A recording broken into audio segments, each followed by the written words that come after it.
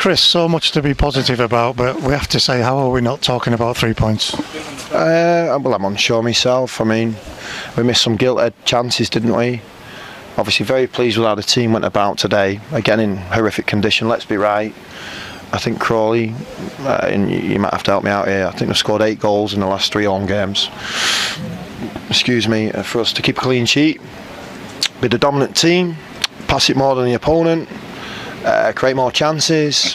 Very pleased with the efforts. 24 shots and some of them were exceptionally good. Again, I've got to push you on it. How are we not talking about a victory? I don't know. You watch the same game I do. Obviously I'm managing it. Players are playing in it. I thought John Mellish was tremendous in midfield. I did like... I have done this before at Rochdale, where I see things in certain elements of players and look to utilise them rather than, how can I put it, dismiss them. And I gave him an opportunity midweek at Kendal and he took it, so why not? And he was excellent, and he nearly got 2 goals himself, didn't he? I mean, how did that goalkeeper save that shot when Nathan pulled it back? I do not know. That was as good a save I've seen for a long time. That was really good. Just on this with John Mellish, because it is unusual for a defender to go midfield. I think I'm right in saying you've done it with Matty Dunn and tucking him from defence into attack. What is it that you see that makes this happen? Donny was an issue we had because we sold Scott Hogan for £1 million to Brentford from Rochdale. So he in turn, we had a void, and I just seen elements that he had that could help the club at the time. And today I felt as though in midfield we've not won enough headers and tackles. John's got that northeast attitude. He needs a little bit more intelligence, football intelligence. He's a great lad, and he's good at getting about. You've often seen him play at left back, but he ends up right wing or left wing, which is not, as a centre half, it's not what I want in my defenders. And I just thought in midfield that'll free him up a little bit, and maybe he'll grow into that and become a dominant midfield player. He has given you something to think about, hasn't he? Because he did cover every blade of grass there, but he did it effectively. Oh yeah, and he did on Wednesday, so he's probably surprised to be in the team, but I'm glad he was. But it was backed up well, wasn't it? Elliott dominated in possession. We've been talking a lot about him passing right rather than left, and it's in the first half we passed left far too much, but in the second half we got the balance right between left and right, and obviously got a lot of balls going down the right to Nathan, who had the full back on toast, to be fair to him. But what we didn't do is capitalise on them chances. Talking about balance, you must be really pleased with the way the boys are taking the message of the shape on board, because they're sticking to it and it's making it easier to play. Well, you've got to have structure. Like Keith often said, obviously Ross, my old club, you have some freedom within frameworks. You've got a framework there, but you've got to have some freedom within it.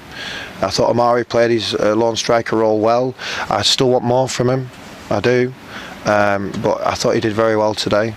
Backed up with Louis and obviously Nathan, and they're solid in midfield. Obviously John is on the ball, and you've probably never seen him attack so much in that second half for a long time.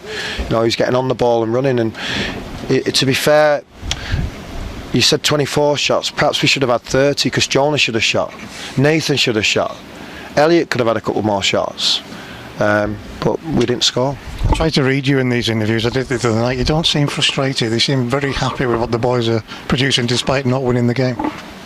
I've just told you, Crawley are unbeaten at home. They've scored, I think, 8 in 3, and toasting teams here.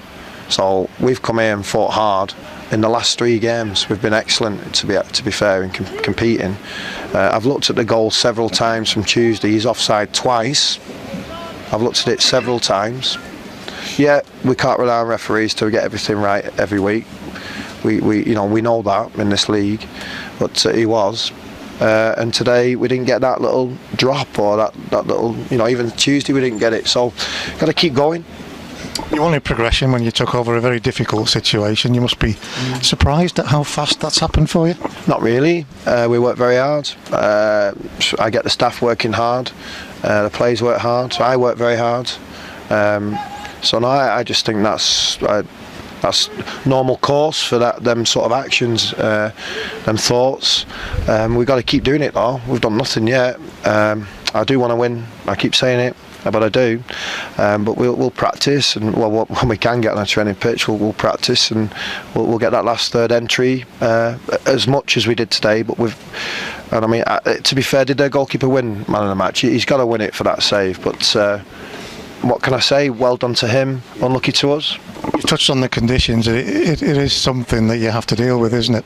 Unfortunately, on a match day, yeah, because every Friday it's been beautiful.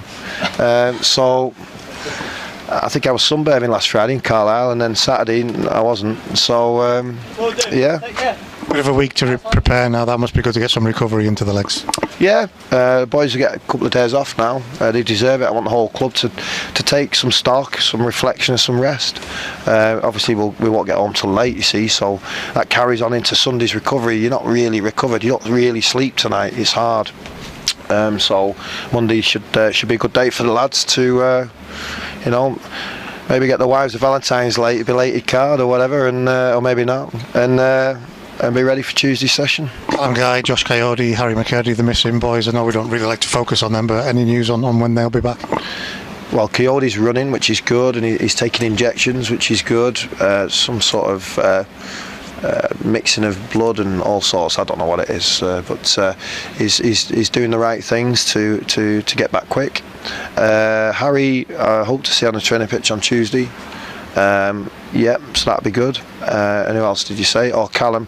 Yeah, Callum's got quite fortunate. I'm so thankful this is our third game without an injury, because I've had an injury and to be fair, like looking at it, perhaps should have looked at signing a couple more players if we possibly could have done in them 30 days or whatever it was, 31 days, don't know.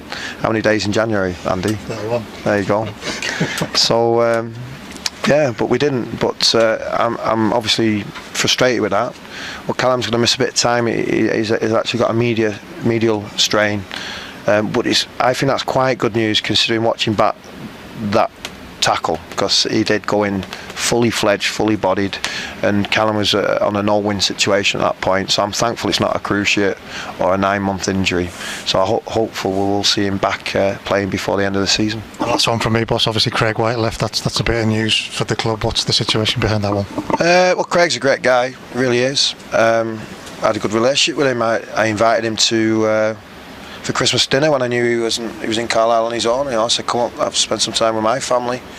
But sometimes you have discussions, and it's moving in different directions. So I'm happy for that. I'm lucky, really, that Steve's been able to help us. So if we can look at developing that area and that goalkeeping area to get stronger, better, hopefully Steve might be able to help us out and work with the club. But none of them discussions have taken place because this is sort of new news. So, we have to take stock of it, but definitely look to progress our football club.